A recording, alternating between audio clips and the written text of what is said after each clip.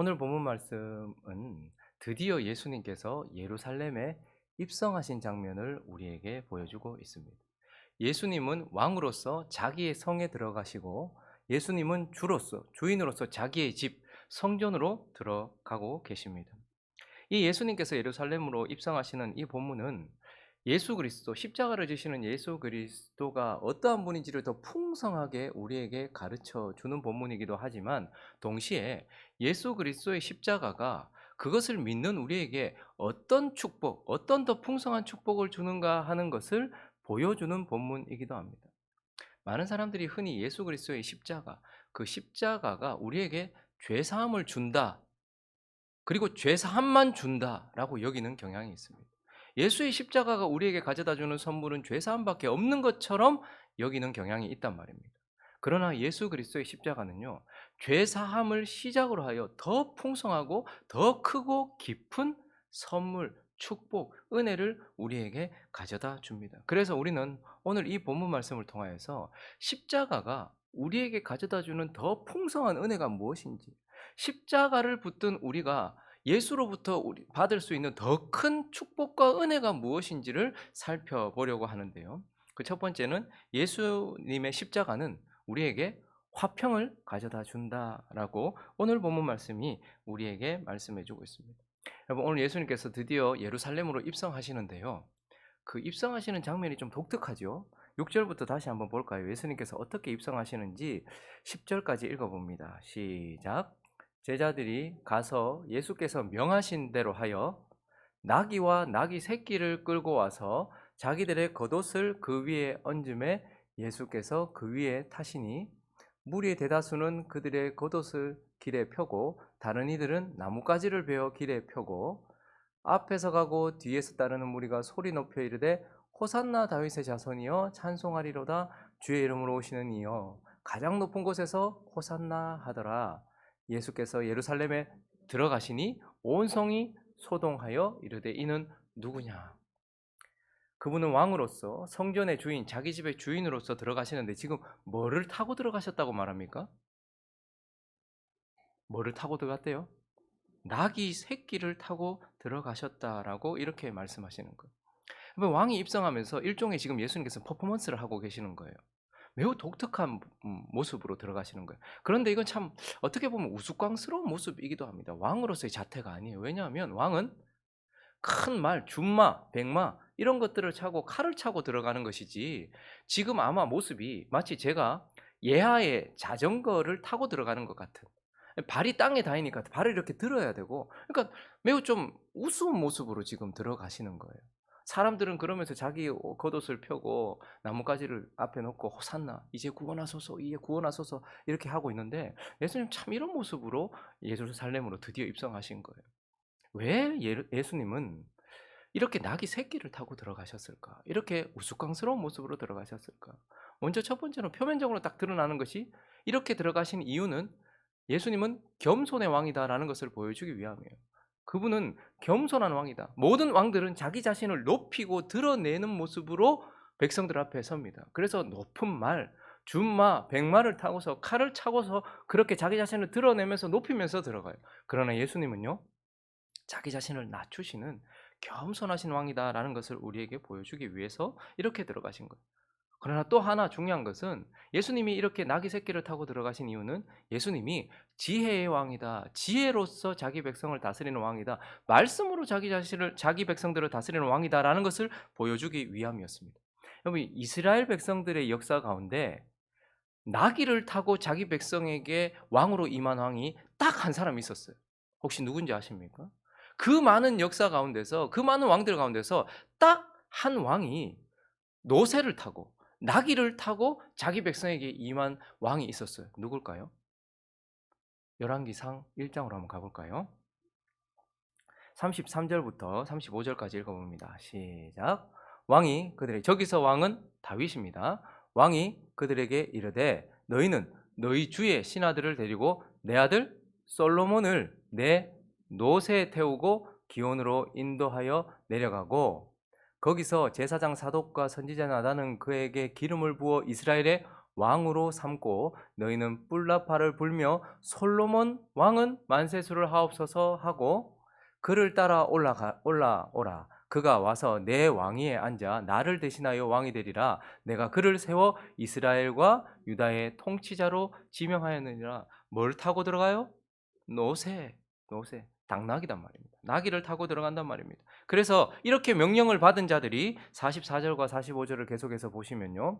왕께서 제사장 사독과 선지자 나단과 여호야다의 아들 브나야와 그렛 사람과 블렛 사람을 솔로몬과 함께 보내셨는데 그들 무리가 왕의 뭐를요? 노새에 솔로몬을 태워다가 제사장 사독과 선지자 나단이 기원해서 기름을 부어 왕으로 삼고 무리가 그곳에서 올라오며 즐거워함으로 성읍이 진동하였다. 오늘 예수 그리스도께서 성읍으로 들어가는 것처럼 지금 성읍이 진동하면서 당신에게 들린 소리가 이것이라 라고 말하면서 그 솔로몬 왕이 노새를 타고 나귀를 타고서 겸손하게 자기 백성에게 왕으로 임하고 있는 모습을 보여주고 있습니다. 이 솔로몬에게 있어서 가장 먼저 드러나는 특징이 뭐예요? 솔로몬이 하나님께서 내가 네게 무엇 해주랴? 라고 물었을 때 나는 출입을 알지 못하는 어린아이와 같습니다. 그러니 당신의 백성들을 다스리기 위해서 뭐 달라고 했어요? 지혜를 달라고 했어요. 힘을 달라고 말하지도 않고 능력을 달라고 말하지도 않고 하나님의 말씀을 주십시오. 하나님의 지혜를 주십시오. 그래서 지금 예수님은 솔로몬과 같은 모습으로 자기 백성에게 겸손하게 임하심으로써 나는 너희를 하나님의 백성들을 뭘로요? 칼과 창과 힘으로 다스리는 자가 아니고 하나님의 말씀으로 다스리는 자다. 하나님의 지혜로 다스리는 자다라는 것을 보여주기 위하여서 이 솔로몬과 같이 노새 나귀를 타고 들어가셨다라는 것. 그러나 또 한 가지 중요한 것이 있습니다. 그분이 나귀 새끼를 타고 들어가신 이유는 또한 그분이 평화의 왕이다라는 것을 드러내기 위함이에요. 화평케 하는 왕이다라는 것을 드러내기 위함이에요. 오늘 본문 4절을 보시면요. 그분이 이렇게 들어가신 이유가 있어요. 선지자를 통하여 하신 말씀을 선지자를 통해서 하나님께서 진짜 왕이 이 모습으로 갈 것이다라고 말했어요. 어떤 모습이요? 5절 보니까 시온 딸에게 이르기를, 시온은 하나님의 백성들을 의미하는 것이죠. 이르기를 네 왕이 네게 임하나니 그는 겸손하여 나귀 곧 멍에 매는 짐승의 새끼를 탓도다 하라 하였느니라. 이렇게 예언되었단 말입니다. 이 예언이 어디에 있었어요? 스가랴 9장 9절에 있습니다. 한번 볼까요? 스가랴 9장 9절에 보니까 시온에 따라 크게 기뻐할지어다 예루살렘에 따라 즐거이 부를지어다 보라 네 왕이 네게 임하시나니 그는 공의로우시며 구원을 베푸시며 겸손하여 나귀를 타시나니 나귀의 작은 것 나귀 새끼니라. 그런데 중요한 게 있어요. 그분이 이런 모습으로 들어오셔서 뭘 하시는가를 10절이 보여줍니다. 같이 읽습니다. 시작.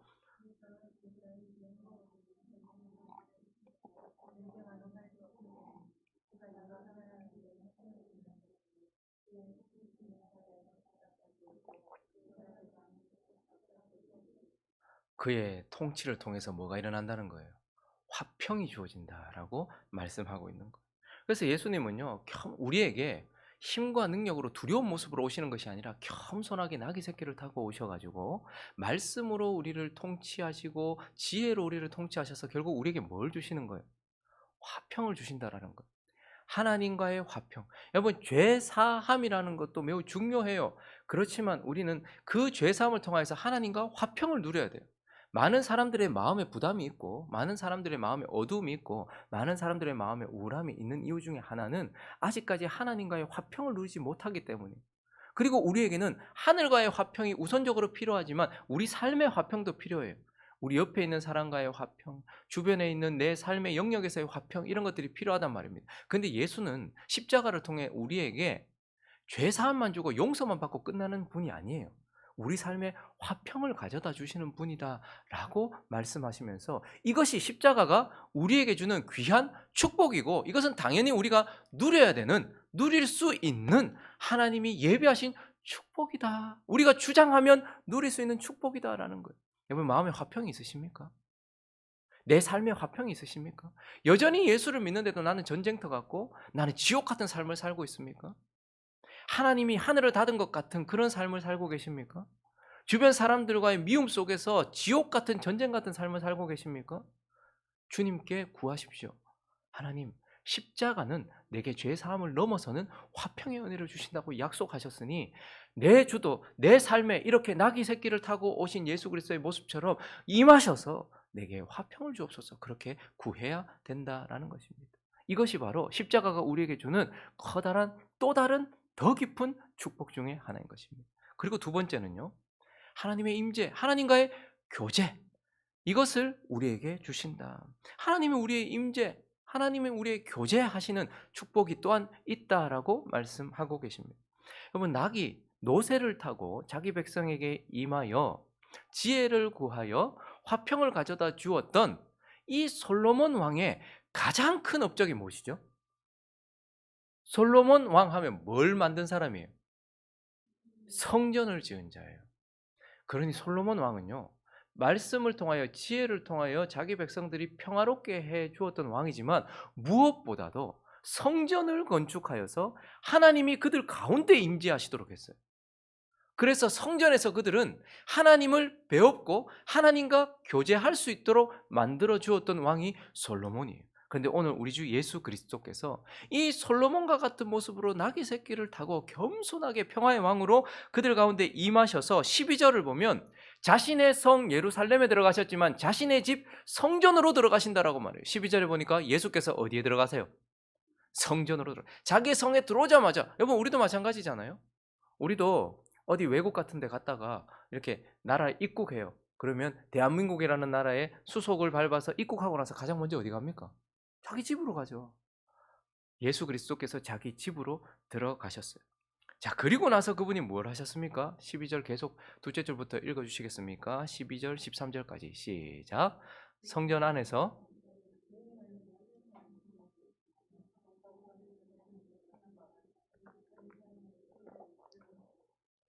그들에게 이르시되 기록된 바 내 집은 기도하는 집이라 일컬음을 받으리라 하였거늘 너희는 강도의 소굴을 만드는도다 하시니라.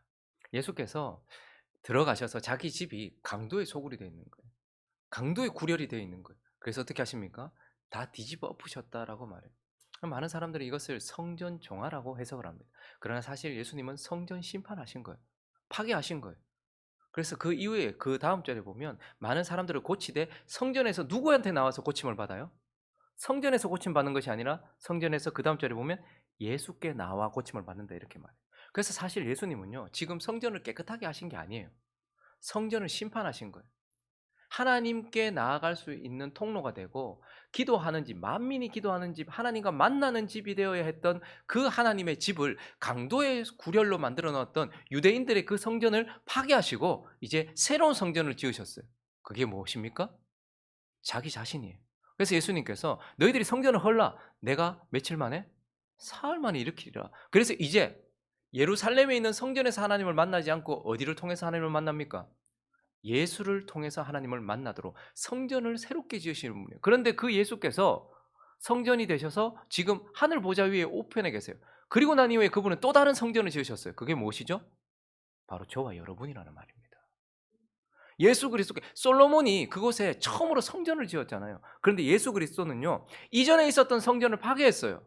이제 더 이상 이곳은 하나님이 계실 곳도 아니요, 하나님을 만나는 곳도 아니다. 그래서 당장 아픈 사람들을 고쳐주실 때 예수께 나와서 고침을 받았어요. 왜요? 이제 예수가 성전이 되셨거든요. 그리고 예수는요, 우리를 성전 삼으셔서 우리 안에 누구를 보내셨어요? 성령을 보내셔서 우리로 인하여서 우리 안에 하나님의 임재를 가져다 주셨고, 솔로몬이 그랬던 것처럼 우리 안에 하나님의 임재를 가져다 주셨고, 우리는 우리 속에서 성경을 통하여 그리고 성령의 감동을 통하여서 하나님과 뭐 하고 있어요? 지금 교제할 수 있도록 했다는 말입니다. 그러니까 죄 사함 받고 그냥 끝났다. 아유, 나 이제 용서함 받았다. 여기에 끝날 것이 아니라 하나님과 화평을 누려야 되고요, 우리 삶의 화평을 누려야 되고요, 더 나아가서요, 하나님께 담대히 나가서 교제해야 되는 거예요. 우리가 긍휼하심을 입고 때를 따라 돕는 은혜를 얻기 위하여 은혜의 보좌 앞으로 담대히 나아갈 수 있도록 하나님께서 예수 그리스도가 십자가가 그것을 열어놓았단 말입니다. 그러므로 십자가가 우리에게 또 주는 커다랗고 깊은 축복은 무엇이죠? 지금 내 안에 하나님이 임재해 계시고 지금 그 하나님과 교제할 수 있다는 말입니다.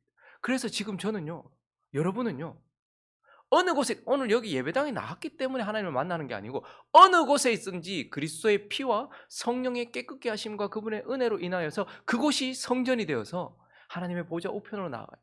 그래서 성경을 읽을 때마다 우리는 우리 속에서 하나님을 만나요. 그리고 우리가 하나님께 기도할 때마다 하나님과 교제할 수 있도록 하셨다는 말입니다. 이걸 누리고 있느냐는 말이에요. 이걸 하나님께서 주신 것인데 십자가의 죄 사함에서 그치고 있지는 않은지. 그래서 이 예수 그리스도께서 예루살렘으로 입성하시는 장면을 통해서 그 십자가가 우리에게 주시는 또 다른 축복은 바로 하나님의 임재, 하나님과의 교제다라는 것을 우리에게 말씀해 주고 있는 거예요. 그리고 한 가지를 더 본문이 가르쳐 주고 있는데 그 세 번째, 십자가가 우리에게 가져다 주는 커다란 축복, 깊은 은혜는 바로 능력이다라는 거예요. 오늘 본문 말씀이 이제 예수님께서 무화과 나무를 저주하시는 장면을 우리에게 보여줘요. 예수님께서 확 저주를 퍼부으셨고 그 무화과 나무가 확 말라버려요. 18절부터 한번 볼까요?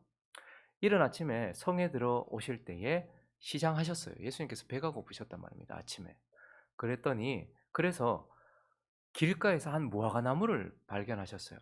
그래서 이제 욕이라도 할 겸 그 열매를 따려고 하셨겠죠. 그리로 갔어요. 그런데 가니까 잎사귀밖에 아무것도 찾지 못하시니까 나무에게 이르시되 이제부터 영원토록 네가 열매를 맺지 못하리라 하시니 무화과 나무가 곧 저주를 받고 말라버렸다. 이렇게 말씀하고 있어요. 그럼 왜 예수님께서 이런 퍼포먼스를 하셨을까요? 무화과 나무는 뭘 상징합니까? 이스라엘 백성들을 상징해요. 유대인들을 상징해요. 하나님의 백성들, 옛 백성들을 상징한단 말입니다. 근데 그들이 지금 어떻습니까? 입만 무성하고 열매는 하나도 없는 모습이었어요. 그래서 주님은 이 무화과 나무를 저주하시는 이 장면을 통하여서 입만 무성한 유대인들, 옛 이스라엘 백성들을 향하여서 경고하시는 거예요. 지금 선포하시는 거예요. 그런데 오늘 이 본문 말씀은 마태를 통하여서 유대인들, 이스라엘 백성들을 예수님께서 지금 저주하신다, 지금 경고하고 계신다라는 것에 초점이 맞춰져 있는 것이 아니고 지금 어떻게 이 일이 일어났는가에 대해서. 그래서 20절에 보시면요, 제자들이 이렇게 묻거든요. 보고 이상히 여겨서 와 신기하다, 야 희한하다, 예수님 말 한마디 하셨는데 그렇게 입이 무성하던 무화과 나무가 말라버렸다. 그래서 어떻게 이렇게 됐습니까? 라고 물었을 때 예수님은 지금 내가 이스라엘 백성들을 내가 심판할 거야, 지금 여기에 초점을 맞추는 것이 아니고 21절 22절 있습니다. 시작. 예수께서 대답하여 이르시되 내가 진실로 너희에게 이르노니 만일 너희가 믿음이 있고 의심하지 아니하면 이 무화과 나무에게 된 이런 일만 할 뿐 아니라 이 산더러 들려 바다에 던져지라 하여도 될 것이요 너희가 기도할 때 무엇이든지 믿고 구하는 것은 다 받으리라 하시니. 지금 여기에 초점은 이스라엘을 심판할 것이라는 경고에 있는 것이 아니고요, 이 놀라운 일이 너희도 할 수 있는 일이다라고 말씀하시는 데 초점이 있어요. 제자들은 깜짝 놀랐어요. 예수님 말 한마디 하니까 그렇게 잎이 무성하던 그 건강하던 나무가 갑자기 메말라 버리는 이러한 능력을 보면서 와 하고 놀랐을 때 예수님께서 야 너희도 할 수 있어. 뭐 있으면, 믿음 있으면, 그리고 뭐 없으면, 의심 없으면 너희도 할 수 있어. 그리고 너희도 할 수 있어. 뭐 하면? 기도하면. 기도가 뭐죠? 예수 그리스도의 이름을 의지하면, 그분의 이름을 붙들면, 그분의 이름으로 하나님 아버지께 구하면 너희도 이 일을 할 수 있어 라고 말하면서 예수님은 지금 나만 이 능력을 드러내는 것이 아니라 이제 십자가를 붙든 너희가 믿음과 내 이름이라면 너희도 나와 같은 일을 할 수 있어 라고 능력을 주시는 분이라고 말씀하고 있고, 예수 그리스도의 십자가는 우리에게 이러한 능력을 가져다 준다라는 거예요. 무엇을 통해서요? 의심 없는 믿음을 통해서. 무엇을 통해서요? 그리스도의 이름을 의지함으로 인하여서, 간구함으로 인하여서. 그래서 저와 여러분이요, 예수께서 하셨던 일을 믿음으로 할 수 있다라고 말해요. 믿음은 내 하고 싶은 일을 하는 것이 아니라 하나님 하고 싶은 일을 끌어내는, 그 능력을 끌어내는 수단입니다. 그래서 믿음을 통하여서 우리는 그 일을 할 수 있어요. 그리고요, 예수 그리스도의 이름으로 구함으로써 그 일을 할 수 있다고 말해요.